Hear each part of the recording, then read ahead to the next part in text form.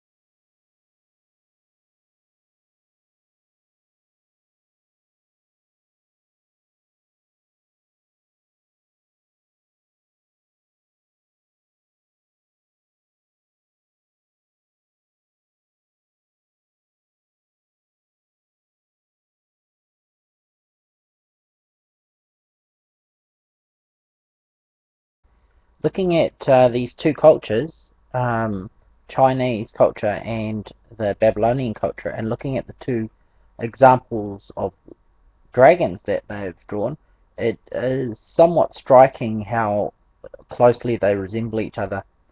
Um, a little far-fetched to believe that both cultures made up the same looking creature, especially when you consider that the Chinese calendar has all the other animals on the calendar are real creatures, and the dragon is one of their calendar creatures. And on the Babylonian gates, the Ishtar gates, where these dragons are found, they have hundreds of extinct animals that are on there, and none of them are made up fictitious ones. So it looks like dragons were something the Babylonians were very familiar with.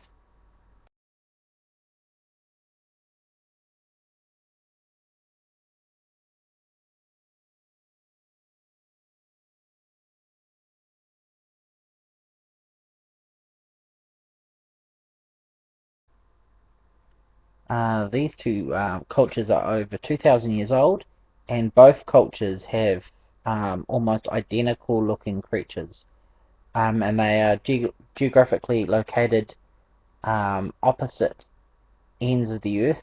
So again, it's very far-fetched that these cultures that are a couple of thousand years old each both come up with the same looking creatures when they're not located next to each other. So again, it seems to fit that these creatures were observed creatures that they drew and made pottery of. One culture's from South America and one's from China.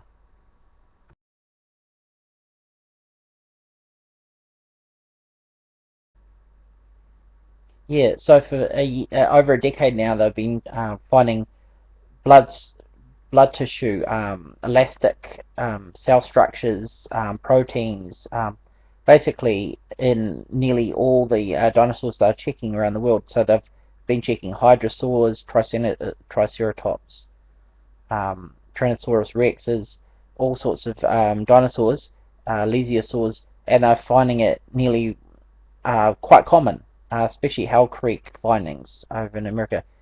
There is just ample evidence that these tissues and dinosaurs are not ancient at all. They're actually young, and they haven't even fully fossilized. How old are we talking?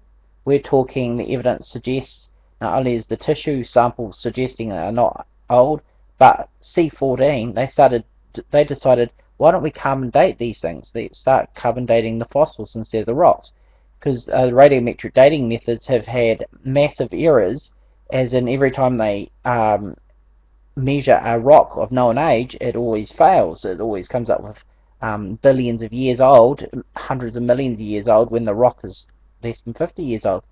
So they've decided, let's analyze, let's date, see these rock layers, which radiometric dating doesn't actually prove. Let's um, carbon date using C14 the fossils, and what have they found?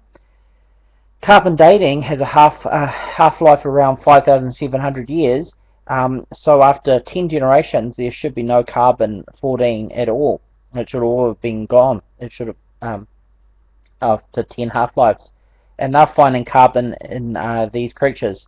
So I've got some charts of some of the carbon 14 dating results that they've had from the different dinosaurs around the world.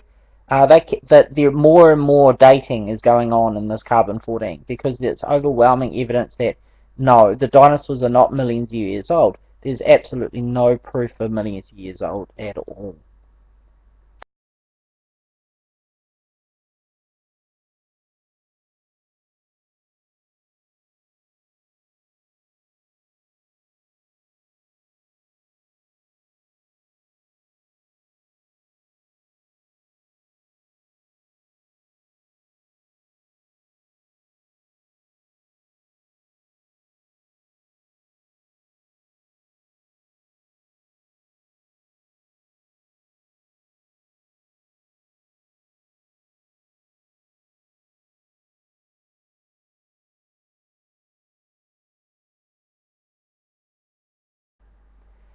These pictures are of Draco Hogwartsia, named after Hogwarts, Harry Potter movies. These dinosaurs look identical to what mankind believes dragons look like. As pretty much confirmed evidence that yes, man has been drawing them, these dinosaurs, for hundreds of years, thousands of years. Um, we have the fossils that look identical to what man has been drawing as fossils. When you compare this, the pictures that are coming next of the Dracohogwartsia dinosaur and the Chinese version of what a dragon looks like, you have to be a little bit in denial that they're not maybe the same creature.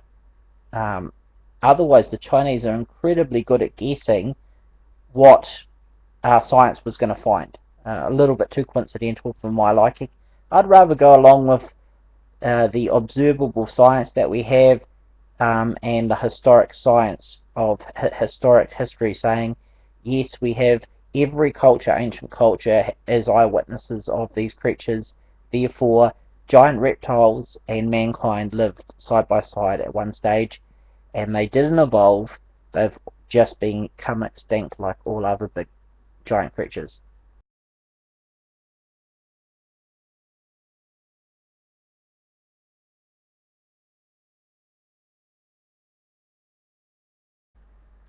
So what is the conclusion?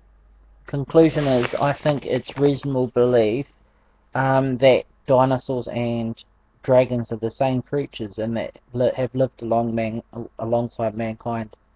That there has never ever been evolution, and that dragons were hunted to extinction, or dinosaurs were hunted to extinction after Noah's flood.